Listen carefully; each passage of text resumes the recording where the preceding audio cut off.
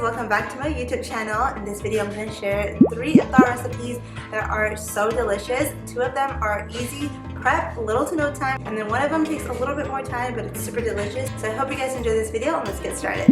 For my first recipe, I have Moroccan Chicken Skewers. These are definitely a crowd pleaser. They're super juicy, full of flavor, and super easy to make. So I'm starting off with 1 pound of cut up chicken thighs, and to that I'm adding 1 cup of yogurt. I substituted and used dairy-free yogurt, but I definitely recommend using whole milk yogurt because it didn't taste the same. And then I'm adding a few Moroccan-inspired spices like salt, pepper, garlic powder, black pepper, and a whole ton of cilantro. That's pretty much the key ingredient. I put about a cup to a cup and a half, and then at one point I realized I forgot to add turmeric, which gives it a beautiful yellow color, so I add that in here. And then from here, let the marinade sit for about an hour before you start threading it onto skewers.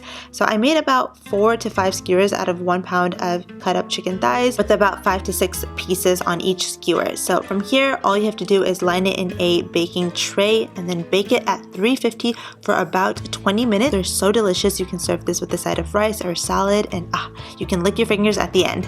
The next recipe is a classic 1-pan dish. This is baked chicken with roasted veggies, and I have a few tricks to give you the most juicy, tender, yet crispy skin chicken. So the first thing is you want to pat your chicken down really well. Make sure it is completely dry, absolutely no moisture and no water should be remaining. Having a really dry chicken with no moisture will ensure you get that really crispy outer layer on that skin. So once the chicken is dry, we're gonna go ahead and start making the marinade. I'm adding about 1/3 cup of a neutral oil. I chose avocado oil, and then to that we're adding a few spices. I use salt, garlic powder, chili powder, parsley flakes, as well as onion powder and black pepper, and then I added in a little bit of cumin powder at the very end. Give this a really good mix. It should be about this consistency. We might have a little bit left over of the marinade, but we're going to use it later for the roasted veggies. Now here comes in the second tip. Gently lift up the skin of the chicken and start creating little pockets. You want to do this really carefully so that you don't tear the skin,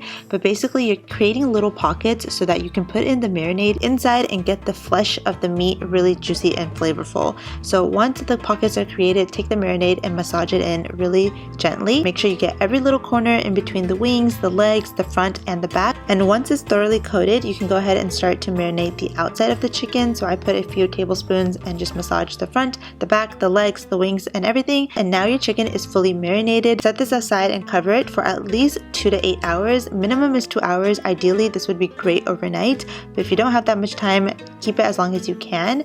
And I put this in the fridge while it marinates. So now we can move on to the roasted veggies. I kept this pretty simple and I used sweet potatoes, red onions, and garlic cloves. I'm going to pour this into the pan where I'm going to place in the chicken. And then I lost the clip, but I took the same marinade and poured it over the veggies and tossed it around and baked it at 350 for about an hour and a half. For my last recipe, I have a roasted cauliflower and chickpea salad. This is for all my vegan and plant-based people. I'm starting off by chopping up my cauliflower into small florets, and then I'm adding a few spices and a tablespoon of avocado oil to make it nice and crispy and golden brown. So you're gonna put this in a tray, bake it at 400 degrees for about 30 minutes, and it comes out so delicious and crispy. Now moving on to the chickpeas, I'm draining 1 can of chickpeas and laying it out on a tray. And then the trick here is to pat this dry completely. This is what's going to make it really crispy. So I'm giving it a really good pat, making sure I pat the top as well as the bottoms. Once it's all pat and dry, I'm going to add in my spices. Again, you can add whatever you like. I'm adding salt, black pepper, chili powder, and a little bit of cumin powder and garlic powder, as well as a tablespoon of avocado oil. And then I'm giving this a really good mix, tossing it around and then laying it completely flat before I pop it in the oven to bake at 400 degrees for 30 minutes. And these come out so golden, crispy brown. They're so tasty and crunchy. I like to snack on these on the side.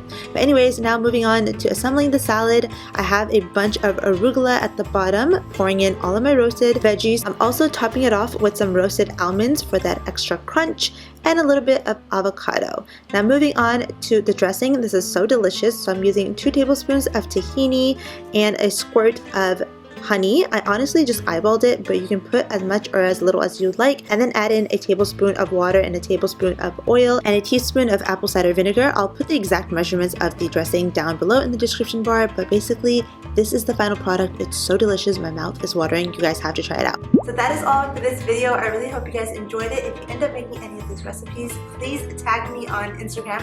I'll put my handle name here.